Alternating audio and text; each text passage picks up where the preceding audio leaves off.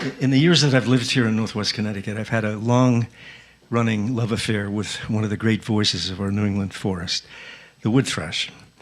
And a few years ago, in June, one morning, I heard a woodthrush voice that was new, that I had not recognized before. I had, for years, listened to the different songs that each woodthrush would have in the various areas of the forest, because each has its own territory and its own signature song. But this one was quite new and very musical, and so I was thrilled. And I would listen each morning and evening, when he would be holding forth. And one morning, hearing him come through hearing his voice through the open windows of the cottage, I went to the piano and found out he was singing in C major. And so he became my C major woodthrush, and I would dutifully leave my tape recorder under his tree each day and leave it running, go away, because he wouldn't come near if you were there, hoping that I might get this holy grail of a great recording if he might light near the machine, near the mic.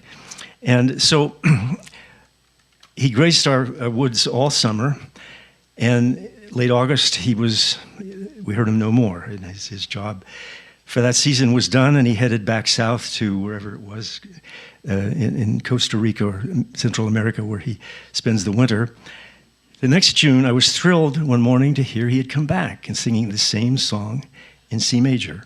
5 years in a row, he came back to the same area right near our cottage, singing this song. And needless to say, I felt we should do some sort of musical tribute to him, to the extraordinary dedication that a bird like that has to fly thousands of miles every year to fulfill their job, which is to propagate their species. And so I was lucky enough to find a recording that was good, and started to just play his phrases on my horn. And many of the woodthrush songs have 4 phrases of 3 notes each. And as I played each of those 4 phrases, I found that each was a different triad. And when you played them as chords, I had this shock of recognition and realized that the exact same first 4 chords as the C major prelude to Bach's Well-Tempered Clavier. And as if that wasn't enough, it was also the first 4 chords of the equally famous prelude to the cello suite.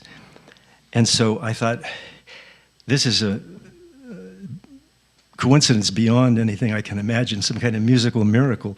And I wanted to do something with these correlations. So I imagine this piece where old JS in the woodthrush would stumble into a little Brazilian party, and a good time is had by all. So I call this the Well-Tempered Woodthrush.